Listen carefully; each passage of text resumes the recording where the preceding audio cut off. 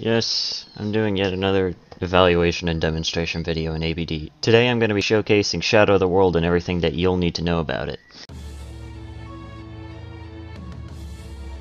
Shadow of the World is an extremely mobile glass cannon type stand in ABD that requires one of two things.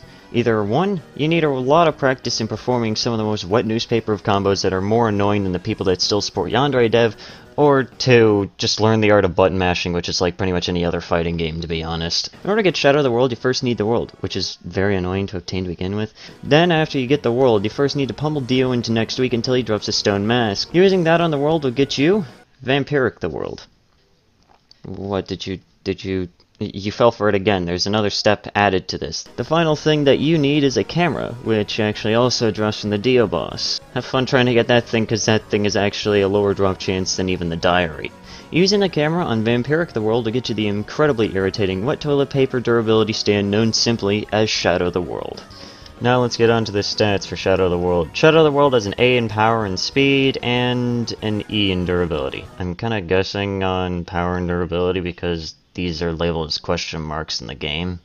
Now let's get on to the moves. Shadow of the World has a few different passive abilities. One is a health regen that makes using this glass cannon just slightly more bearable to use, and the other passive is that you're a vampire, meaning that Hamon will probably rip you to shreds if you aren't careful enough.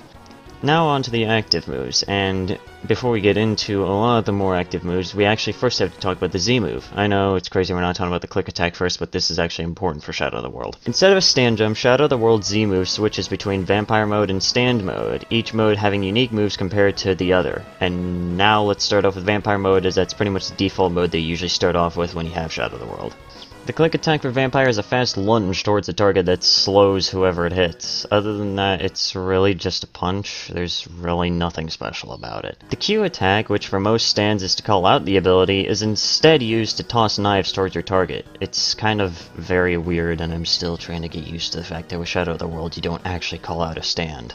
The E attack is a swift, strong ragdolling punch that deals more damage. You can also do this move while jumping in order to perform a fast dive punch that pretty much achieves the same effect. The R attack is a high kick that also ragdolls the opponent and deals some damage, kind of like the E attack, but I guess you could say it, I don't know, you can't really jump in the air and do something different with this one. The T attack is the infamous Space Ripper Stingy Eyes move that most vampires in JoJo usually have. This move by itself deals 30 damage, however it actually can be charged up to deal a disastrous 65 damage per laser. The Y move in Vampire mode summons a bubble of light around you that damages and slows anyone that's around you. However, this move has a long and loud warning, making this move pretty much kinda useless.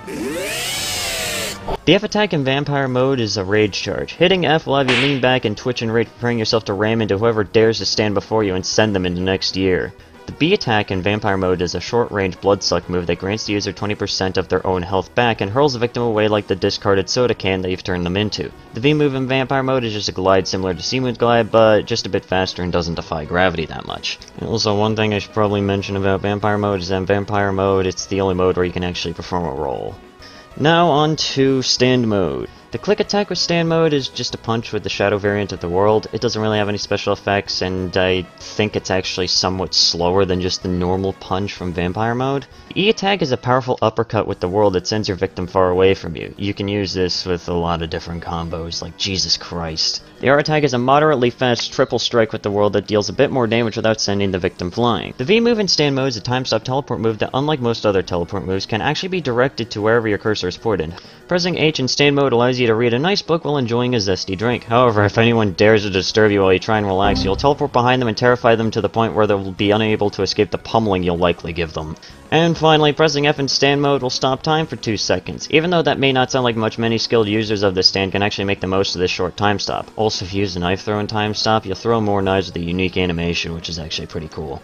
In conclusion, Shadow of the World is a pretty fun stand that, with practice, can be used to destroy almost any stand in the game. Its high mobility and large range of moves make this a living hell to fight against and a powerful glass cannon to fight with.